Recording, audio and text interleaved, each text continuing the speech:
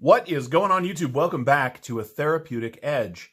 Today on the table in front of us are two spectacular knives. These are new to the channel and new to my collection. They are not new knives in the world, however. There are a few reviews out there on these.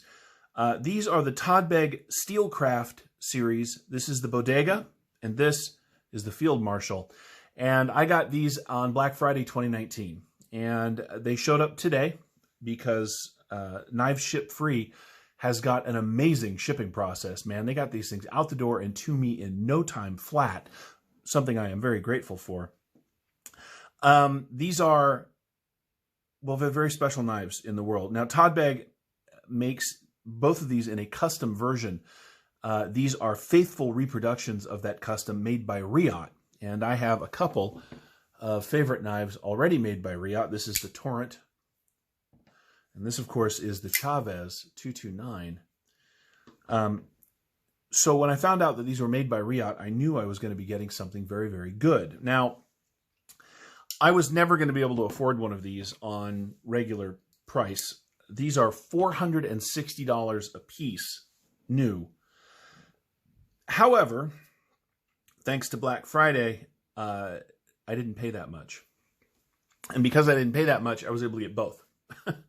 The Black Friday price, which brought these things down to about $207 a piece, which is still not inexpensive, but for the knives is inexpensive, brought them down into Kaiser territory. And so I sold some gear and some knives and picked these up. And I'm very, very happy about it.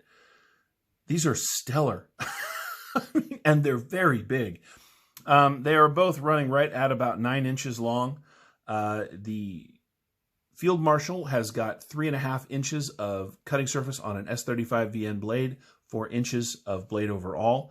The Bodega here has got 3.75 inches on 3.9 inches of S35 VN. They are fundamentally amazing knives. Now, again, these will get their own review, but I wanted you guys to see them because I'm very excited. The Bodega actually has long been on my list. I have wanted one of these since I saw the first custom version of this knife forever ago, and I never thought I'd have one, and yet here we are. Oh, man. The Field Marshal caught my attention because of its design. It is really sort of flamboyant. Somebody used the word gaudy. I'm not going to lie. I can see why that would be the case. But let me tell you something I've learned in the little while I've had it here, which has been about an hour. This is very comfortable to hold on to. I mean, it really is. Now, some other reviewers, one in particular who has smaller hands, didn't enjoy this knife because from here he felt he was too far away from the blade and this large hump kept him out of the choil. I don't have that problem. For me, choked up on this knife, it is absolutely perfect, and the ergonomics of this knife are astonishing. To be quite honest, I bought the Bodega first, thinking that I was going to love this. I got this one, thought, well, I'll review it and maybe I'll move it along. But now that they're both here, I am just fully in love with both of them. The Bodega, of course, is a lot more in line with my traditional color choices. This is sort of a flat gray. It is stonewashed. It has this beautiful backspacer. Look at that. I don't know if you guys picked that up on camera, but it is all milled out. It's silver. It's got jimping along the back of the blade. It's got just fantastic jimping on the blade proper. Man, this thing, and it's got a nice choil here. This thing is, well, it is comfortable. This is more comfortable. It's got great jimping here on the lock bar. The action on these things right out of the box from Riot is just absolutely perfect. Both blades came dead centered. Would I have paid $460 for one of these? Well, no. I mean, I didn't. I've had the money a couple of times, but $460 is 2 knives worth of money in my collection at my sort of collector's level. But when they dropped the price down by 55%, $460 is in fact 2 knives worth of money, and there it is, right there. So, well, let's do some comparisons just so we know kind of what we're looking at, just for fun. These are big knives. They really, really are. As I said, they're about 9 inches long. This, again, is the Chavez 229 made by Riot. This is part of his Ultramar series. I love this knife. It is very comfortable in hand. It is one of my all-time favorites. Let's move that out of the way for now. As you can see, the Bodega just dwarfs this thing. I mean, it is bigger in every regard, but they do share one thing which is really nice. This is machine satin M390. This is S35VN. But what Riyadh has done for both of these in particular is brought the edge down to a really, really slicey edge. This is a hollow grind on about 4 millimeters S35VN, and you get just fantastic cutting edge down here. It is really very good. Riyadh makes excellent knives. The only actual Riyadh that I have, as I mentioned, is the Torrent here, and it is by far a personal favorite. The fit and finish on the straight Riyadh knives is as good as the knives they make for other, the knives they make around other makers' designs.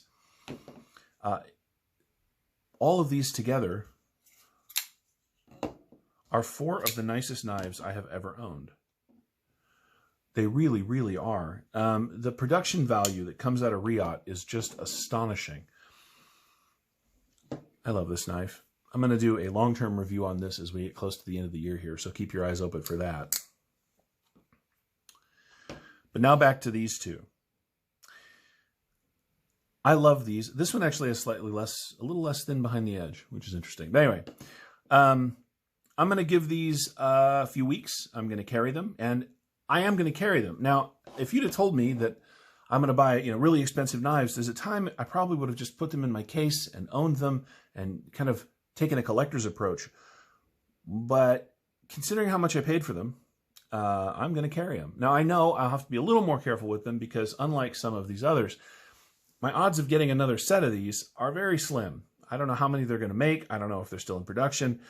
I don't know if they'll ever come down to this price ever again, which would keep me from buying another one for sure.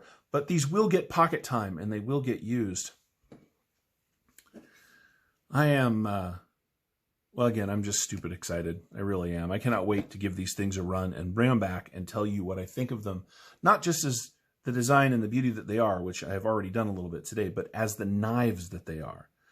How well do they cut? How well do they carry?